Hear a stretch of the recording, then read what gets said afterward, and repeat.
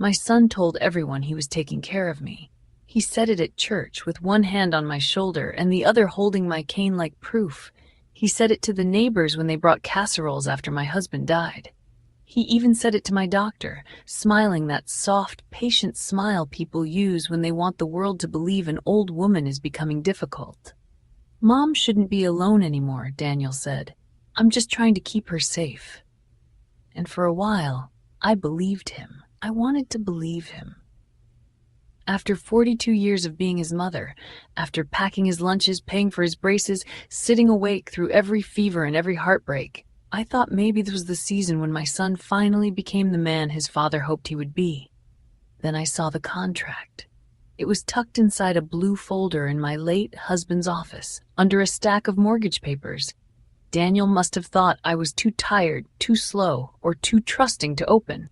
Rosehaven Senior Residence, long-term admission agreement. My full name was typed on the first page, Margaret Elaine Whitaker. The admission date was 10 days away.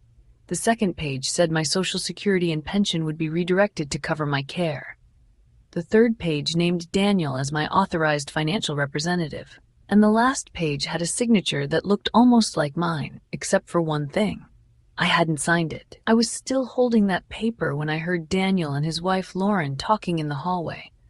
Lauren whispered, "Once she's in there, the house goes on the market. We can't keep carrying the Brentwood loan." Daniel said, "She won't fight it.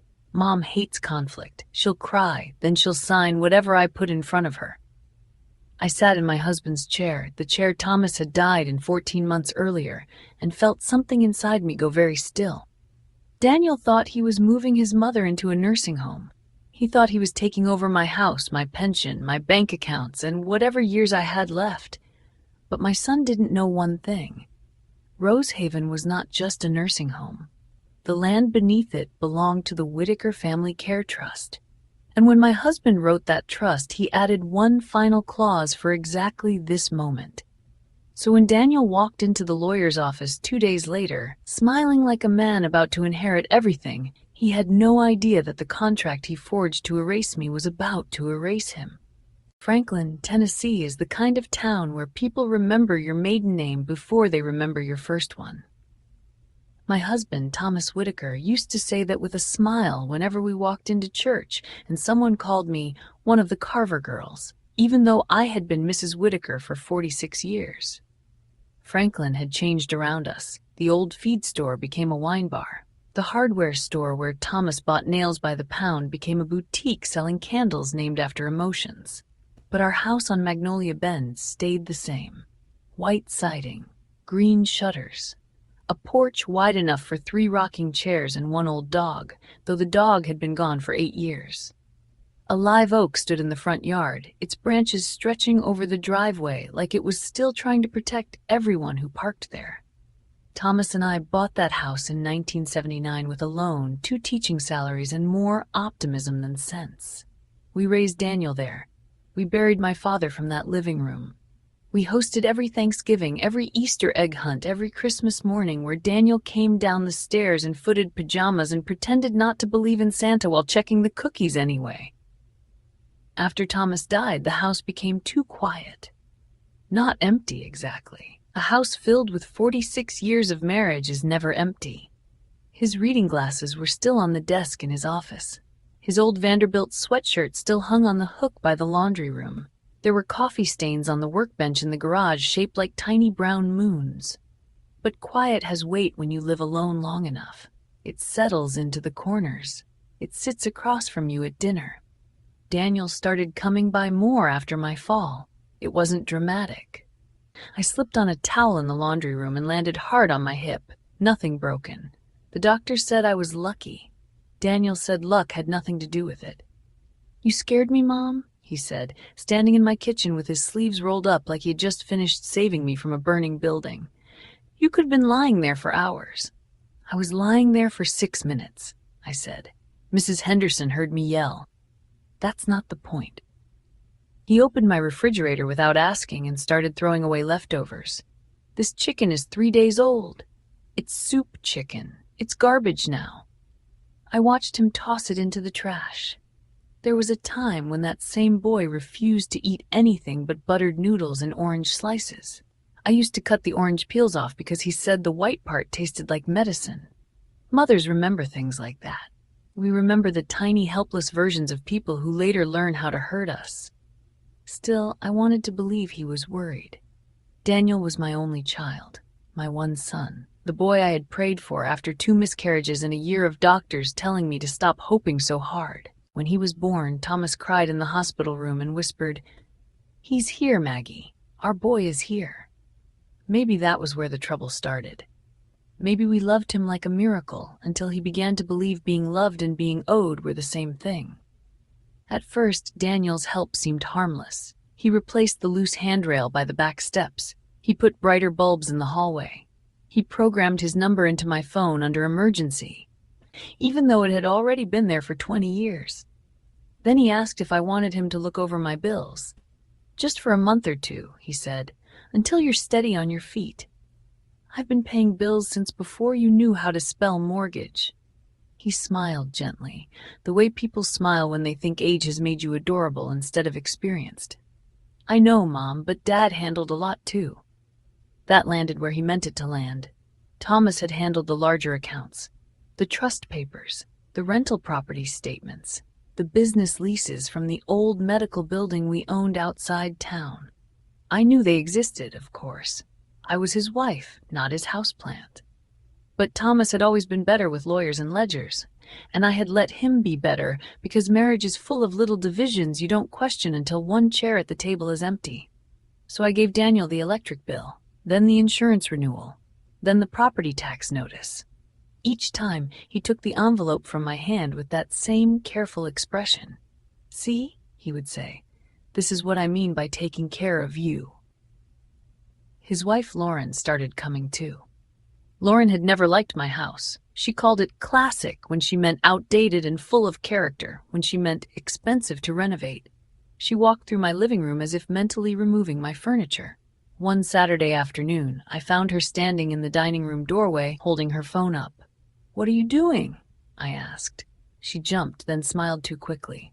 "Oh, just checking the light. This room photographs beautifully." "For what?"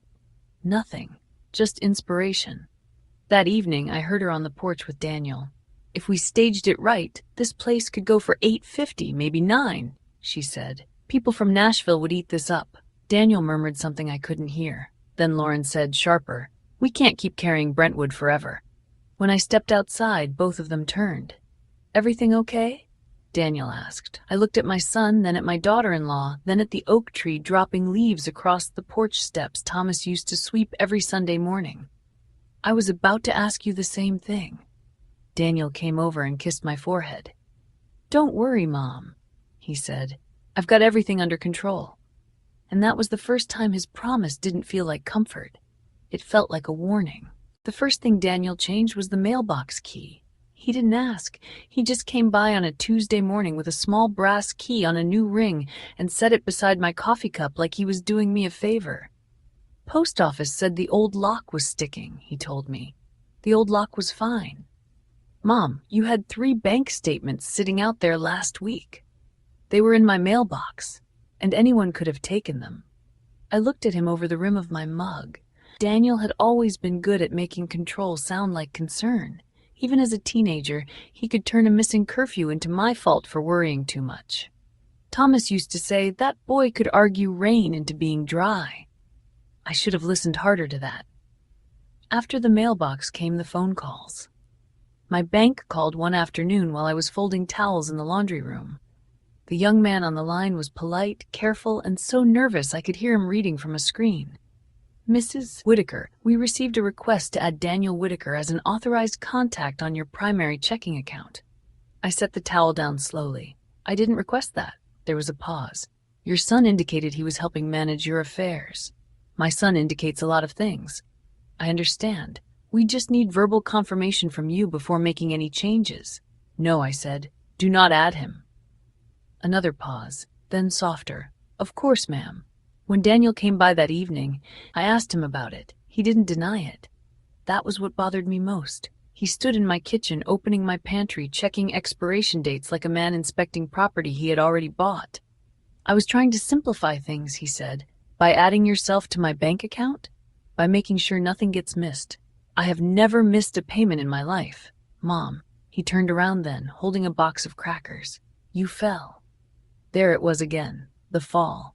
One towel, one bad step, 6 minutes on the laundry room floor, and suddenly my entire life had become evidence against me. I fell, Daniel. I didn't lose my mind. His face tightened. Nobody said you did. You're saying it with everything except words. He sighed, long and disappointed, like I was the child and he was the tired parent. That sigh hurt more than I expected. Maybe because I had spent his whole childhood listening for his breathing through bedroom doors, checking if he had nightmares, learning the difference between a real cough and one he used to skip school. I had known him helpless. I had known him small. And now he was standing in my kitchen, using my age like a weapon. The next week, he brought a woman named Marcy to the house. She wore beige slacks, soft shoes, and a name badge that said, Daniel introduced her as just someone who helps families plan ahead. Plan ahead for what? I asked. Daniel smiled too quickly. Options, Mom, that's all. Marcy sat across from me at the dining room table where Thomas and I had eaten breakfast for 46 years and asked me if I ever forgot to turn off the stove. No. Do you ever become confused about where you are? No. Do you feel lonely in such a large house? I looked at Daniel. He was watching me carefully. Sometimes, I said. Lonely is not the same as incapable. Marcy's pen stopped for half a second. Daniel leaned forward. Mom has always been proud, he said. She doesn't like admitting when things are getting hard. I turned to him. Do not translate me while I'm sitting here. The room went still. Marcy looked down at her folder. Lauren, who had arrived halfway through the questions with a green smoothie and a smile, cleared her throat. We all just want what's safest, Lauren said. Safest. That word again. Safe had become the blanket they threw over every ugly thing they wanted to do. Safe meant Daniel reading my mail. Safe meant Lauren photographing my dining room. Safe meant strangers asking whether I knew where I was while I sat beneath the chandelier Thomas installed the year Daniel was born. After Marcy left, Daniel followed me into the living room. You embarrassed me, he said. I stopped beside the fireplace. I embarrassed you? I'm trying to help, and you're making me look like some kind of villain. The word hung there, villain. I hadn't said it, but he had heard it somewhere inside himself. I'm asking questions, I said. You're being difficult. That was the sentence that changed the air between us. Not cruel, not loud, just final. Difficult was what men called women when obedience took too long. Before I could answer, Emily came in from the hallway, holding her purple backpack against her chest. My granddaughter was 11, all knees and freckles and worried eyes she tried to hide behind her bangs. Grandma? She asked. Yes, sweetheart? She looked at Daniel first, then at me. Are you really moving to the place with nurses? Daniel's face drained of color. Lauren said, Emily. But the child kept looking at me. Mom said we can visit on Sundays if Dad's not too busy. Something inside me went cold and quiet. Daniel stepped toward her. That was a private conversation. Emily flinched. Just barely. But I saw it. I crossed the room and put my hand on her shoulder. No, I said, looking at my son. That was a plan. Daniel opened his mouth, then closed it. For the first time, he had no gentle explanation ready. No careful smile. No soft voice telling me I was confused. That night, after they left, I sat alone at the dining room table with all the lights off except the one above Thomas's empty chair. The house was quiet again. But now the quiet had changed. It wasn't loneliness sitting across from me anymore. It was warning. The blue folder appeared on a Thursday afternoon. I remember that because it had rained all morning, the kind of soft Tennessee rain that makes the whole house smell like wet leaves and old wood. Daniel had driven Lauren to Brentwood for what he called a banking thing, and for the first time in days, I was alone in my own house. That should not have felt like a gift. But it did. I made tea. I sat at the kitchen table. I listened to the refrigerator hum and the rain tick against the windows. For almost 20 minutes, no one asked if I had taken my pills. No one checked the pantry. No one told me I looked tired in that careful voice people use when they are building a case against you. Then my blood pressure alarm went off. Daniel had moved my new prescription into Thomas's office, so it wouldn't get mixed up with the old bottles. I still hated that he had taken over that room. Thomas's office had been the one place in the house that still felt exactly like him. His law books from old real estate disputes, his framed photo from our 25th anniversary, his brass lamp with the green glass shade, the chair he used to lean back in when he was thinking. The door was supposed to be locked. It wasn't. I stood there for a moment with my hand on the knob, listening to the house as if it might warn me not to enter. Then I pushed the door open. The first thing I noticed was the photograph.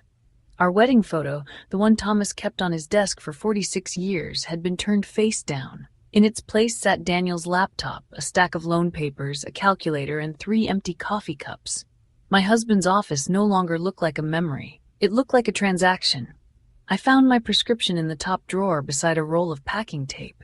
That was when I saw the folder. Blue, thick, clean, too new for this room. The label across the front read, Rosehaven Senior Residence, Long-Term Admission Agreement. For a few seconds, I only stared at it. There are moments when your body understands danger before your mind is willing to. My fingers went cold, my mouth dried. The rain outside seemed to get louder. I opened the folder. The first page had my name printed in the center. Margaret Elaine Whitaker. Not Mom. Not Mrs. Whitaker. Not Daniel's elderly mother. My full legal name, typed neatly beneath the words. The admission date was 10 days away. I turned the page. My Social Security benefits would be redirected to Rosehaven. My pension would be applied toward monthly care fees. My medical decisions would be coordinated through an authorized family representative. The representative's name was Daniel Thomas Whitaker. I kept reading. Page after page, my life was being folded into boxes I had never agreed to enter. Personal belongings allowed. Visiting hours, medication management, financial responsibility, transfer of residential status. Then I reached the signature page. There on the bottom line was my name, Margaret E. Whitaker. Only it wasn't my signature. It leaned too far to the right. The M was wrong. Whoever had written it forgot the small loop I always made in the W, the same loop Thomas used to tease me about when we signed Christmas cards. I sat down in his chair, not because I wanted to, because my knees had forgotten their job. That was when the front door opened. Daniel and Lauren came in laughing softly, shaking rain from their coats. I froze with the folder open in my lap. Their voices drifted down the hallway. Lauren said, "Once she's admitted, can she still change anything?" Daniel answered, "Not if the competency letter goes through first." And the house? We listed in spring, maybe sooner if the market holds. The Brentwood loan gets cleared, and then we breathe. Lauren lowered her voice, but not enough. "She's going to cry." "She always cries," Daniel said. "Then she does what's easiest." I looked down at the forged signature. For a long time I had mistaken my son's confidence for strength. I had mistaken his visits for love. I had mistaken his hand on my shoulder for support when it was really just him checking how firmly I could still stand. My eyes moved to Thomas's wedding photo, still face down on the desk. Slowly, I picked it up and turned it over. Thomas was smiling in that picture, young and certain, his arm around me like the world had not yet taught us how expensive trust could become. Under the photo frame, tucked against the wood, was a small cream envelope. My name was written across it in Thomas's handwriting. Maggie. My hands shook harder opening that envelope than they had opening the contract. Inside was one folded page. 7 words were written in black ink. I read it once. Then again. Then I took out my phone and photographed every page of the Rosehaven contract. The admission date, the payment clause, the representative line, the forged signature. Every page Daniel thought I would never find. When I finished, I placed the folder exactly where it had been. Then I called Harold Bennett. He answered on the 3rd ring. "Harold," I whispered, "what is Rosehaven?" There was a silence on the other end. Then my husband's lawyer said, very quietly, "Maggie, lock the office door and listen carefully. Do not sign anything. Do not confront Daniel tonight. And tomorrow morning, come to my office." I looked toward the hallway where my son was still laughing with his wife. "What did Thomas do?" I asked. Harold exhaled. "He protected you," he said. "But Daniel just triggered the clause." Harold Bennett's office sat above a clock repair shop on Main Street, 3 doors down from the courthouse and across from the old theater where Thomas first kissed me in 1974. I arrived at 9 the next morning wearing the navy dress I usually saved for funerals and bank meetings. I don't know why I chose it. Maybe some part of me understood that something had died the night before. Not my son. Not yet. But the version of him I had spent years protecting in my mind. Harold opened the door himself. He was 71, thin as a fence post, with silver hair combed straight back and eyes that missed nothing. He had been Thomas's lawyer for 30 years and his poker partner for 20. He did not hug me. Harold was not a hugging man. He simply stepped aside and said, "Come in, Maggie." That was kindness enough. His office smelled like paper, coffee, and lemon oil. Thomas used to joke that Harold could notarize a thunderstorm if it walked in with proper identification. On the desk between us sat 3 folders, each one labeled in Harold's careful block handwriting. Whitaker Family Living Trust, Rosehaven Property Holdings LLC, Elder Care Protection Clause. I sat down slowly. "What did Thomas do?" I asked. Harold folded his hands on top of the first folder. "He did what he should have done sooner." That answer landed harder than I expected. Harold opened the trust file and turned it toward me. I recognized Thomas's signature immediately. Strong TYW. No hesitation. My husband had signed like a man who expected the world to honor ink. 4 years before he died, Harold said, Thomas amended the family trust. The house on Magnolia Bend, the 2 rental duplexes in Williamson County, the medical office building on Franklin Road, and the Rosehaven property were all transferred into trust ownership. "I knew about the house and the rentals," I said. "Not Rosehaven. You weren't supposed to need to know unless Daniel forced the issue." I stared at him. "Rosehaven belongs to me." "The building and land belong to the trust," Harold said. "The care company leases the property. You are the primary trustee. Daniel was named successor trustee, but only if certain conditions were met." "Was." Harold opened the 3rd folder. "That changed last night." I looked down at the page. The language was formal, dry, and heavy, the way legal writing always is before it ruins someone's life. Harold adjusted his glasses and read aloud. "If Daniel Thomas Whitaker, or any party acting in concert with him, attempts to obtain financial authority over Margaret Elaine Whitaker through coercion, misrepresentation, forged instrument, false medical claim, or involuntary residential placement for financial benefit, said beneficiary shall be deemed to have acted against the trust and shall forfeit all beneficial interest therein."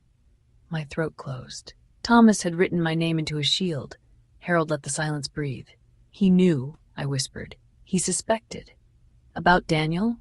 Harold's expression did not change, but his eyes softened. "Thomas knew about Brentwood." Brentwood, the word I had heard Lauren say on the porch.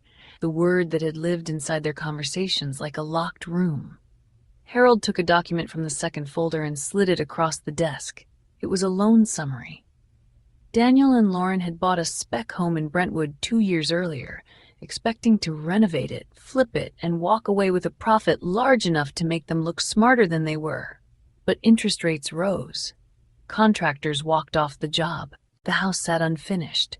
Private lenders got impatient. The bank wanted collateral. My house apparently had become Daniel's solution. "He approached First Volunteer Bank 3 weeks ago," Harold said. "He indicated that you would soon be entering long-term care and that he expected authority over your residence and assets." I closed my eyes, not because I was surprised, because I wasn't. That was the terrible part. Somewhere beneath all my motherly excuses, I had already known Daniel was capable of this. I had simply mistaken knowing for betrayal. But betrayal does not begin when you discover the paper. It begins when someone you love decides your trust is something they can spend. "Did Thomas know Daniel would try this?" I asked. "He feared Daniel would confuse inheritance with entitlement." That sounded like Thomas. Gentle enough to be sad, precise enough to be cruel. Harold opened another page. "There's more. Daniel submitted a preliminary care placement packet to Rosehaven using the forged signature you photographed. The facility hasn't processed the admission because they require confirmation from the trustee, me, you." For the first time since finding the contract, I felt the floor under my feet again. I had spent the night thinking Daniel held the key to a cage, but Thomas had built the lock on my side of the door. "What happens now?" I asked. Harold leaned back. "We document. We do not shout. We do not threaten. We let Daniel bring his own rope into the room." I almost laughed. It came out more like a breath. "You sound like Thomas." Thomas was louder. "He would have been heartbroken." "He was," Harold said quietly. "That is why he wrote the clause." That broke something in me. Not loudly, not dramatically, just one tear, then another. I cried for my husband, who had seen our son more clearly than I had. I cried for the boy Daniel used to be and the man he had chosen to become. I cried because Thomas had protected me from beyond the grave, and I hated that he'd needed to. Harold pushed a box of tissues across the desk. After a minute, I wiped my face. "What do you need from me?" His answer was immediate, nothing emotional, everything factual. He listed it out. The photographs of the contract, the bank call about adding Daniel to my account, Marcy's visit, Emily's comment, any messages from Daniel, my doctor's cognitive evaluation, a meeting, formally scheduled, with Daniel, Lauren, Rosehaven's administrator, a bank representative, and me. "Why all of them?" I asked. "Because Daniel built this in pieces," Harold said. "He needs to watch it come apart the same way." That afternoon, Harold sent the meeting notice. Daniel called me 7 times. I did not answer. At 6:12 p.m., he came to the house with a folder in his hand and a smile that looked tired from being practiced.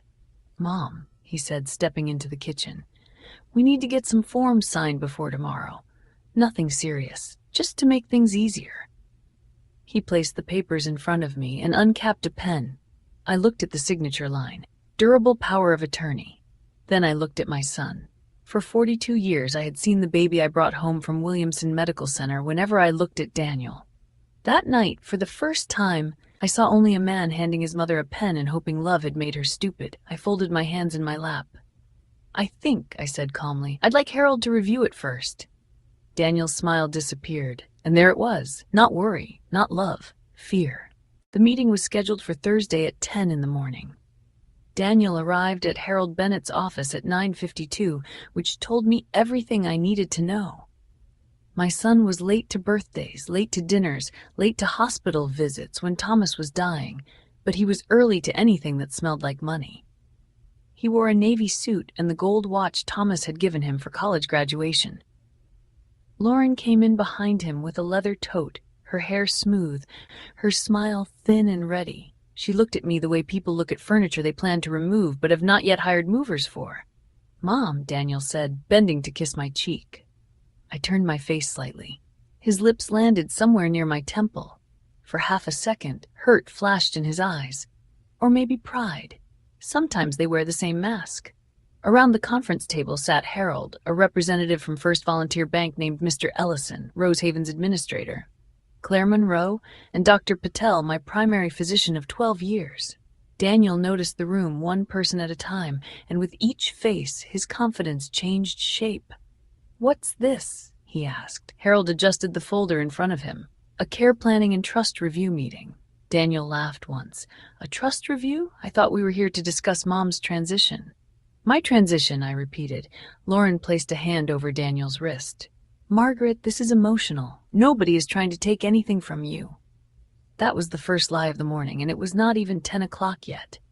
Harold opened the blue folder. "Let's begin with the Rosehaven admission agreement." Claire Monroe sat straighter. "Rosehaven received a preliminary long-term admission packet from Mrs. Whitaker last week." Daniel nodded quickly. "I submitted that on Mom's behalf." "With what authority?" Harold asked. Daniel blinked. "I'm her son." Harold waited. The silence grew teeth. Daniel cleared his throat. "We're in the process of finalizing power of attorney." "In the process," Harold said, "meaning no valid power of attorney existed when you submitted this contract." Daniel's jaw tightened. Lauren looked down at her tote. Harold slid the signature page across the table. "Mrs. Whitaker, is this your signature?" I looked at the page. My own name stared back at me, crooked and false. "No." Daniel leaned forward. "Mom, come on. Your handwriting has changed." Dr. Patel spoke before I could. "Mrs. Whitaker has arthritis in her left thumb. Her handwriting varies slightly, but not structurally. I reviewed 5 years of her medical intake forms this morning. That is not her signature." Daniel's face colored. "This is ridiculous." Harold opened another folder. "Dr. Patel, could you summarize Mrs. Whitaker's current cognitive status?" Dr. Patel folded her hands. "Mrs. Whitaker is fully oriented, medically stable, and capable of making independent financial, residential, and healthcare decisions. She has no diagnosis of dementia, cognitive decline, or impaired judgment. Daniel let out a short breath. She fell. Dr. Patel looked at him. People fall, Mr. Whitaker. A fall is not a legal transfer of personhood. I almost smiled. Almost. Harold turned to Mr. Ellison from the bank. Please summarize Mr. Whitaker's recent loan request. Daniel's head snapped toward him. Mr. Ellison looked uncomfortable, but he opened his file. Daniel Whitaker approached First Volunteer Bank regarding refinancing a distressed property in Brentwood. In his application notes, he indicated that his mother would soon be entering long-term residential care and that he expected to obtain authority over her primary residence. Lauren whispered, Daniel? Daniel lifted a hand. I said expected, not guaranteed. Harold placed another document on the table. You also wrote, and I quote, once my mother's residence is cleared for sale, collateral position will improve substantially. The room went very still. I looked at my son. He would not look back. For 42 years, Daniel had been able to find my eyes whenever he wanted something. Money for camp, a signature on a school form he forgot, forgiveness after another excuse. But now, with the truth sitting between us in black ink, he stared at the table like the wood might open and save him. Lauren's voice was small. You told me she agreed. Daniel snapped. Not now. Harold did not raise his voice. He didn't need to. There is one more matter. He opened the final folder. Daniel, are you familiar with Rosehaven Property Holdings, LLC? Daniel frowned. No. Claire Monroe looked at me, then at Harold. Harold continued. Rosehaven Senior Residence operates on land and in a building owned by Rosehaven Property Holdings, LLC. That LLC is held by the Whitaker Family Living Trust. Mrs. Whitaker is the primary trustee. Daniel stared at him. What? I heard Lauren's pen hit the floor. Harold turned a page. Your father anticipated the possibility that financial pressure might lead you to seek control over your mother's assets, so he added an elder care protection clause. Daniel's face hardened. Dad would never cut me out. Harold read anyway. If Daniel Thomas Whitaker attempts to obtain financial authority over Margaret Elaine Whitaker through coercion, misrepresentation, forged instrument, false medical claim, or involuntary residential placement for financial benefit, he shall forfeit all beneficial interest in the Whitaker Family Living Trust. Daniel stood so fast his chair scraped backward. No, that's not enforceable. It is, Harold said, and as of this meeting, it has been triggered. Daniel looked at me then. Finally. Mom, he said, and for the first time all morning he sounded like a little boy. I remembered that boy. I remembered tying his shoes. I remembered kissing scraped knees. I remembered every fever, every nightmare, every time he reached for me because the world was too big. But the man standing in front of me had forged my name. He had planned my removal. He had called it care. You can't do this to me, Daniel whispered. I folded my hands on the table. No, Daniel, I said. You did this to yourself. Harold set down the final page. The trust assets remain under Mrs. Whitaker's control. Daniel Whitaker is removed as successor trustee and disqualified as primary beneficiary. Lauren covered her mouth. Daniel's face went white. And the nursing home contract, the paper he thought would make me disappear, sat in the center of the table like a loaded gun pointed in the wrong direction. Daniel did not speak for almost a full minute. He stood at the end of Harold Bennett's conference table with one hand gripping the back of his chair, his knuckles pale, his face emptied of every expression he had walked in with. No soft smile, no patient son, no man pretending concern was love, just fear. Lauren was the first to move. She picked up the nursing home contract from the table with 2 fingers, as if the paper had become dirty. You forged her signature? She whispered. Daniel turned on her. You knew we needed the money. I knew you said your mother agreed. He laughed once, sharp and ugly. You think she was ever going to agree? Look at her. She's been sitting on all this property, all this money, while we're drowning. There it was. Not care, not safety, drowning. I looked at my son, and for the first time in my life, I did not feel the old instinct to throw him a rope. Harold closed the trust folder. Mr. Whitaker, any further communication regarding the trust will go through this office. Mrs. Whitaker's residence, accounts, and trust-held properties remain under her sole control. Rosehaven has been notified that no admission is authorized. Claire Monroe, the Rosehaven administrator, looked genuinely shaken. Mrs. Whitaker, she said, I am so sorry. Had we known? You know now, I said. My voice sounded calm. That surprised me. I had imagined that if this moment ever came, I would tremble or cry or ask Daniel why.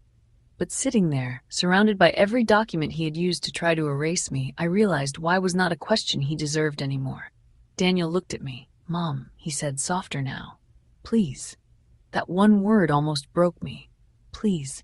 When he was 4, he used to say it like peas because he couldn't manage the L. Peas, mama. One more story. Peas, mama. Don't turn off the hall light. Peas, mama. Stay until I fall asleep. Motherhood is cruel that way. It stores every version of your child inside you, even the ones that no longer exist. But I was not speaking to the little boy who wanted one more story. I was speaking to the man who had signed my name to a contract and planned to sell my home while I was still alive. No, I said. Daniel flinched. Mom, I made a mistake. A mistake is forgetting to call on my birthday. A mistake is being late to dinner. This was a plan. His eyes reddened. I was under pressure. So was I said. When your father died, when I fell, when you made the whole town think I was losing my mind, and somehow, Daniel, I managed not to forge your name. Lauren stood up then. I can't do this, she said. Daniel grabbed her wrist. Sit down. She pulled free. No, you told me she was confused. You told me this was legal. You told me your father had left things in order for you. Harold looked at her. Mrs. Whitaker, I would advise you to seek independent counsel if you participated in preparing or submitting any documents. Lauren's face went gray. She left without looking at Daniel. That was the moment he finally understood. Not when Harold read the clause. Not when the bank file came out. Not even when he lost the trust. Daniel understood when the person who had helped him build the cage saw him standing inside it. 3 weeks later, First Volunteer Bank denied the Brentwood refinance. The private lenders filed suit.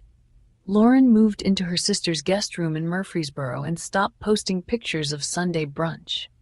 Daniel sent me 12 voicemails the first week, then 7 the second, then one long email with the subject line. I printed it. Not because I planned to answer. Because Harold had taught me that some things belong in a file. The forged contract was reported to the proper agencies. Rosehaven terminated the admission packet and revised its intake procedures. Daniel was investigated for elder financial exploitation and document fraud. I did not push for the harshest outcome. I did not need revenge dressed up as justice, but I also did not protect him from consequences. That was new for me. In December, I amended the trust.